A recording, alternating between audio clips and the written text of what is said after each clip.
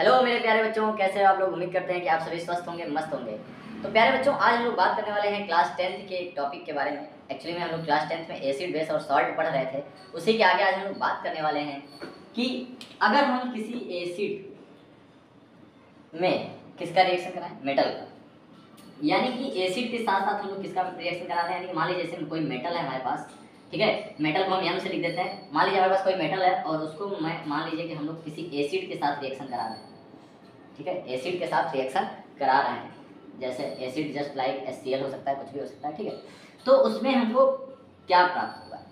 तो जब हम ऐसा कराएंगे, यानी किसी मेटल का जो कि हाईली एक्टिव हो, यानी रिएक्टिव हो, मेटल रिएक्टिव होना चाहिए, नॉन रिएक्टिव नहीं होना चाहिए, जो रिएक्ट कर सके।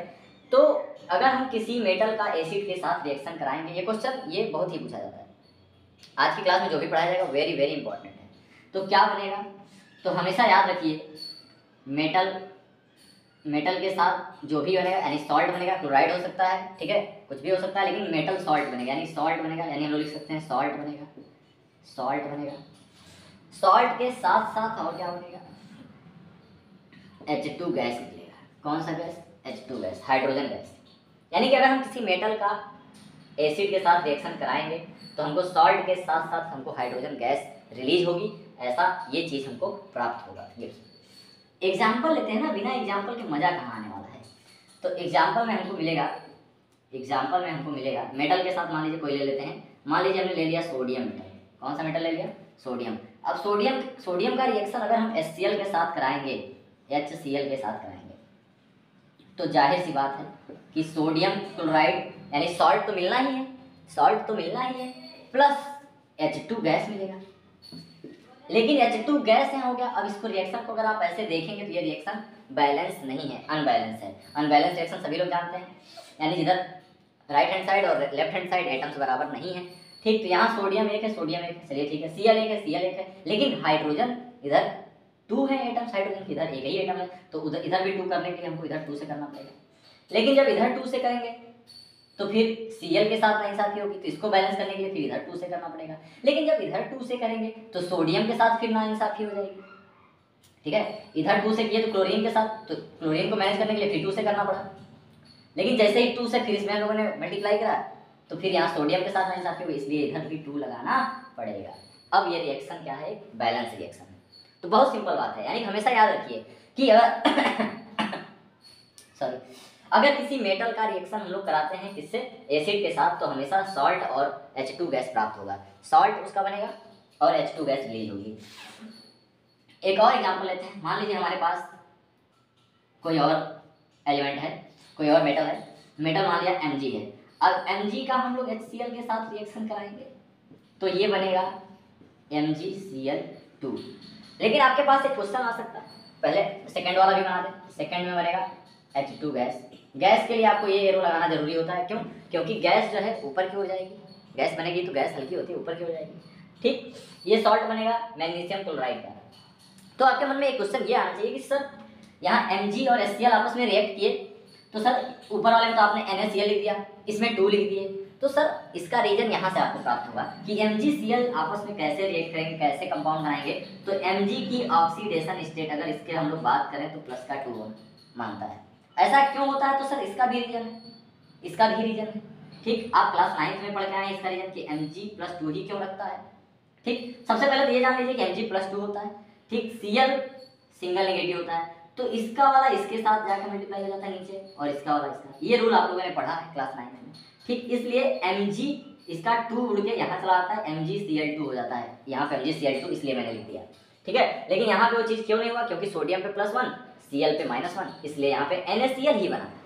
लेकिन इसके साथ ऐसा नहीं हुआ, इसलिए यहाँ पे क्या होगा, MgCl2 और H2 गैस निकाल। अब देखेंगे क्या ये रिएक्शन, इतना करने के बाद रटने की जरूरत नहीं है, बहुत आराम से करने लायक है, रटना नहीं है, ठीक। देखो एक होता है रटना और एक होता है समझ के रटना, 2 चीज़ें होती हैं केमिस्ट्री में, तो दोनों करना पड़ता है कभी कभी। लेकिन अभी फिलहाल में जैसा मैटर चल रहा है, जब मैं पढ़ा रहा हूँ, तो आपको समझ कर पहले रटना, पहले आप समझ लीजिए, समझ में आ जाएगा, फिर आपने आप उसको 1 बार 2 बार पढ़ लेके याद हो जाएगा, ठीक। ये लिखने के बाद प्यारे बच्चों आपको क्या करना है, आपको देखना है कि बैलेंस है कि नहीं। यहाँ पे आप Cl कितना है 2, इधर Cl 1 है, इधर 2 कर दिया, हाइड्रोजन 2 हो गया, बहुत बढ़िया। Mg 1 है, ये बैलेंस हो गया। बहुत ही आसान है, आप देख सकते हैं, जैसा कि आप देख सकते हैं बहुत ही आसान है। लेकिन मान लीजिए अगर हमको ये रिएक्शन जो है सोडियम का रिएक्शन अगर हम H2SO4 के साथ कराते हैं तो इसमें बहुत बड़ी बात नहीं है, इसका भी आप लोग आराम से लिख सकते हैं। जैसे मैं लिख रहा हूँ वैसे आप भी, कि सर आपको कैसे याद है? अरे हम भी याद नहीं किए, मैं भी ऐसे बना के लिख रहा हूँ और देखो बनाना कितना आसान है। तो सोडियम का H2SO4 के साथ कराएंगे तो हमको पता है कि सॉल्ट निकलेगा।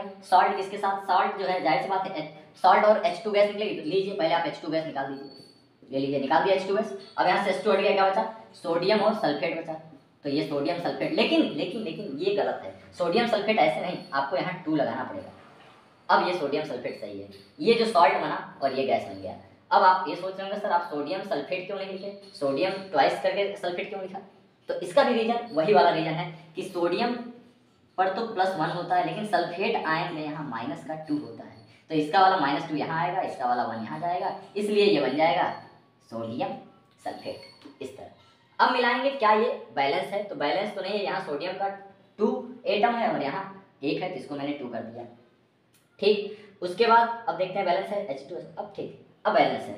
ठीक, तो कितना आसान है प्यारे बच्चों कि मेटल का जो है अब बहुत ही पूछा जाता है, पेपर में बहुत पूछा जाता है। कोई भी मेटल दे देंगे और बता देंगे कि इससे रिएक्शन कराइए, किसी एक एसिड का नाम दे देंगे, कहेंगे बताइए क्या बनेगा। तो आप बनाना सीख गए कि नहीं सीख गए? बहुत आसान तरीके से आप लोगों ने इसको सीख लिया होगा।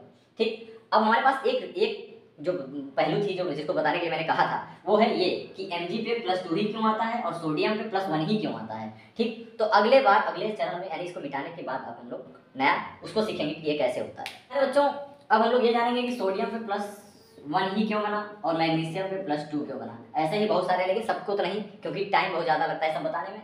ठीक है, हम लोग जो मेन हमारा जो टॉपिक है जो छूट जाता है आपको बेसिक बताने के चक्कर में, लेकिन क्या किया भी क्या जाए, आपको ये आना बहुत जरूरी है, जिससे आप रटने से बचेंगे, रटने से चीज़ों को बचेंगे, इसलिए आपको समझने की जरूरत है, तो ये करना ही पड़ेगा। सोडियम को आपको पता है इसका इलेक्ट्रॉन जो एटॉमिक नंबर होता है 11 होता है। अगर इसका कॉन्फिगरेशन लिखे तो 281 होता है। अब बताइए इसके आउटर मोस्ट सेल में कितने इलेक्ट्रॉन? 1 इलेक्ट्रॉन। सभी एलिमेंट, सभी एटम, सभी चीज़ें अपने आप को स्टेबल बनाना चाहती हैं। एलिमेंट्स अपने आप को स्टेबल कैसे बनाते हैं? जो एटम्स हैं वो अपने आप को स्टेबल कैसे बनाते हैं? जब इनके आउटर मोस्ट सेल में 8 इलेक्ट्रॉन होते हैं, यानी ऑक्टेट रूल को कंप्लीट करते हैं। तो जब इनके आउटर मोस्ट सेल में 8 इलेक्ट्रॉन होंगे तो इसलिए एक यानी कि इसमें 1 इलेक्ट्रॉन जो लास्ट आउटर मोस्ट सेल में जो 1 इलेक्ट्रॉन दिख रहा है इसको हटाना पड़ेगा, क्योंकि 7 जोड़ने में ज़्यादा एनर्जी लगेगी, 1 को हटाने में कम एनर्जी, इसलिए 1 को निकाल कर फेंक दो, ऑक्टेट कंप्लीट हो जाएगा, लास्ट में 8 आ जाएगा। तो 1 को जैसे ही निकालोगे, 1 को जैसे ही निकालोगे वैसे ही ये सोडियम में से बताइए शुरू में इलेक्ट्रॉन और प्रोटॉन की संख्या बराबर होती है किसी भी एटम में। ठीक है, जैसे ही 1 इलेक्ट्रॉन निकाल दिए तो 1 इलेक्ट्रॉन निकलेगा तो संख्या किसकी बढ़ जाएगी? प्रोटॉन की। शुरू में इलेक्ट्रॉन बराबर किसके होते हैं? प्रोटॉन में, लेकिन आपने 1 इलेक्ट्रॉन निकाल दिया तो किसकी संख्या बढ़ जाएगी? प्रोटॉन की, इसलिए चार्ज किसका दिखेगा? प्लस चार्ज दिखेगा, प्रोटॉन पॉजिटिव चार्ज। किसका चार्ज दिखेगा? प्रोटॉन का चार्ज दिखेगा, प्लस चार्ज दिखेगा। अब इसको क्या लिखेंगे? 2,8 लिखेंगे। यहाँ 11 इलेक्ट्रॉन इसमें थे, लेकिन अब कितने इलेक्ट्रॉन हो जाएंगे? 10, क्योंकि 1 इलेक्ट्रॉन निकल गया, इसलिए सोडियम हमेशा +1 चार्ज रखता है। ठीक, दूसरा हमारे पास मैग्नीशियम पे +2 ही क्यों आता है? तो मैग्नीशियम का 282 होता है। आउटर मोस्ट सेल में कितने इलेक्ट्रॉन है? बिल्कुल उसी तरह 2 इलेक्ट्रॉन हमको हटाने पड़ेंगे, इसलिए यहाँ पे आता है +2 चार्ज, +2। ठीक, इसके पास भी 10 इलेक्ट्रॉन है। बिल्कुल सहज है, सरल है, आसान है, इस वजह से ऐसा होता है। अब हम लोग आगे बढ़ेंगे और जानेंगे कि जो मेटल्स हैं वो बेस के साथ रिएक्शन करके क्या बनाएंगे। ठीक, तो बस थमे रहिए, इसको मिटाकर फिर मैं आपको बताता हूँ कि अगर हम कोई मेटल्स लेते हैं और उसका बेस के साथ रिएक्शन कराते हैं तो क्या बनेगा। मेटल्स जो है बेस के साथ रिएक्शन करके क्या बनाएंगे। ठीक, तो मान लीजिए हमने कोई मेटल लिया, मेटल में मान लीजिए हमने लिया जिंक। अब जिंक जो है किसी बेस के साथ, बेस हमने ले लिया NaOH, लेकिन इनका रिएक्शन कराने के लिए बेस के साथ हमको इसमें H2O भी ऐड करना पड़ेगा। जब ऐसा करेंगे तो हमको क्या प्राप्त होगा? 2 चीज़, अभी भी सॉल्ट प्राप्त होगा और क्या मिलेगा हमको? साथ ही साथ H2 गैस। ठीक, तो इसका सॉल्ट क्या बन सकता है? तो हमारा इसका सॉल्ट बन जाएगा सोडियम जिंकेट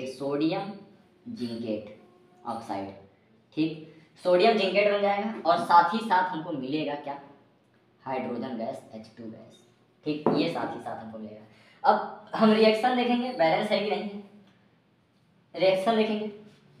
कुछ ही मेटल्स जो है बेस के साथ रिएक्ट करते हैं, सारे के सारे मेटल्स नहीं करते हैं, क्योंकि हाईली रिएक्टिव होने के कारण इसमें जो है रिएक्शन नहीं हो पाती है उस तरह बेस में। ठीक है, तो इसका जो अगर हम रिएक्शन देखेंगे, इसलिए अब इसमें देखेंगे जेडहेन जो है यहाँ पे सोडियम के साथ रिएक्ट करके इसमें जो है सोडियम जिंकेट बना दिया है।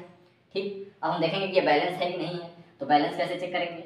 जिंक 1 है, जिंक इधर भी 1 है, सोडियम 1 है, सोडियम 1 है। ऑक्सीजन को अगर बात करें तो ऑक्सीजन उधर 2 है, इधर 2 है, उधर हाइड्रोजन भी, यानी ये बैलेंस है, ये रिएक्शन बैलेंस है, यानी ओके। तो प्यारे बच्चों अब हम जो है रिएक्शन कराएंगे, अगला reaction SN plus NaOH plus H2O, इसका रिएक्शन कराएंगे और हमको क्या मिलेगा तो उसको लिखेंगे, मिल जाएगा हमको Na2SNO3, ठीक है, सोडियम सिलिकेट मिल जाएगा, ठीक है, सिंकेट, सोडियम सिंकेट मिल जाएगा, ठीक, बहुत आसानी से हमको प्राप्त हो जाएगा बेटा।